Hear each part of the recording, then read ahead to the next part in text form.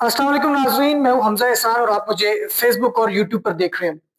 नाज़रीन, पाकिस्तान के मौजूदा निज़ाम को गंदा करने के लिए जिस तरह से रियासती इदारों ने अपना किरदार अदा किया है, इसकी मिसाल नहीं मिलती। आप देखिए, जनरल इलेक्शन 2024 से कबल तहरीक इंसाफ के खिलाफ जिस तरह से क्रैकडाउन शुरू किया गया, क्या पुलिस, क्या अदलिया, क्या इलेक्शन कमीशन, क्या कानून नाफिज करने वाले इदारे, यानी जिसका जितना हाथ पहुंचता था उसने खूब जोर लगाया। इलेक्शन कमीशन की बात करें तो कोई कमेंट करने का दिल नहीं करता जिस तरह से उन्होंने रोल प्ले किया। इसी तरह कानून नाफिज करने वाले इदारों को देख लें, पुलिस को देख लें, जिस तरह से चादर और चारदीवारी के तकद्दुस को पमाल किया गया। और बिलखुसूस अदलिया की मैं बात करूंगा, क्योंकि आज की खबर अदलिया के हवाले से है कि जिस तरह से अदलिया ने रोल प्ले किया, यानी जिस कदर हमारे अदालती निज़ाम को गंदा किया गया, नंगा करके छोड़ दिया।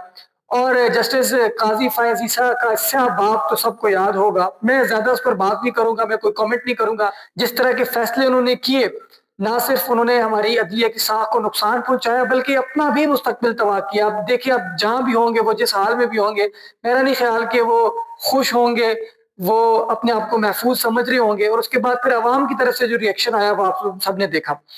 अच्छा, उस दौरान भी रावी चैन ही चैन लिखता रहा, नेहरू बांसुरियां बजाता रहा। लेकिन अब रावी चैन नहीं लिख रहा, रावी का कलम चैन रखते हुए रुक गया है और नेहरू की बांसुरी भी बंद हो गई है, क्योंकि अदलिया में अब सब अच्छा नहीं रहा।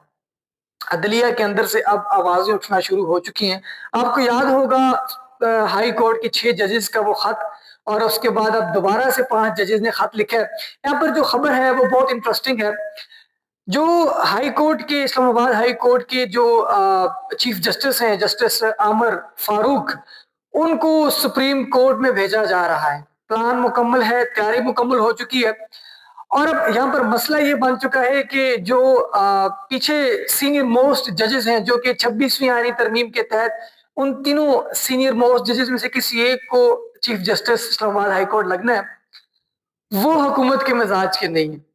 अब हुकूमत और हुकूमत के जो हैंडलर्स हैं, उनको बड़ी परेशानी हो गई है। वो सर पकड़ के बैठ गए कि अब क्या करें, क्योंकि उनका जो साहब का रिकॉर्ड है, अगर उनको देखा जाए, जिस तरह के केसेस उनके पास थे, वो देखे जाए तो वो किसी न किसी तरह से वो तहरीक इंसाफ और स्पेशली इमरान खान के लिए अपने दिल में सॉफ्ट कॉर्नर रखते हैं, या उनके फैसले में उनको केसेस में रिलीफ दे चुके हैं।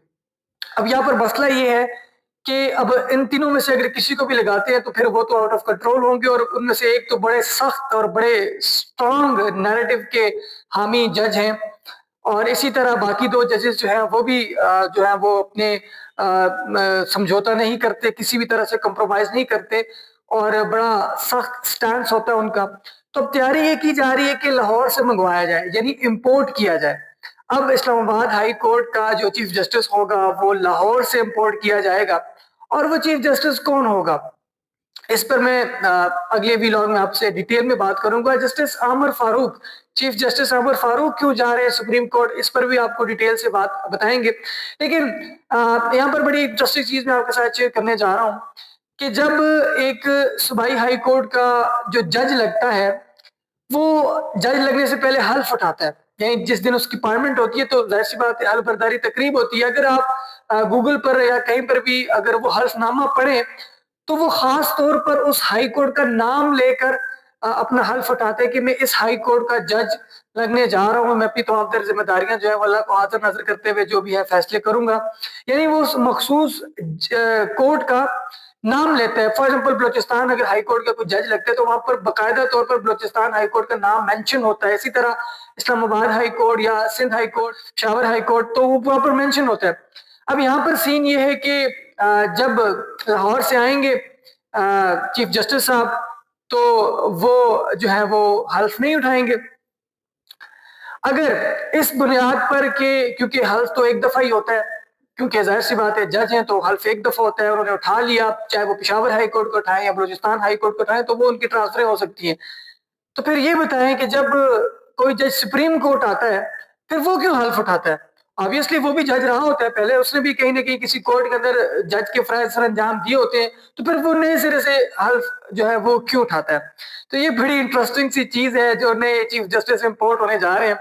وہ بغیر حلف اٹھائے جو ہے وہ اسلام آباد ہائی کورٹ کے چارج سنبھالیں گے، اور وہ کون ہوں گے یہ میں آپ سے اگلے ولاگ میں شیئر کروں گا۔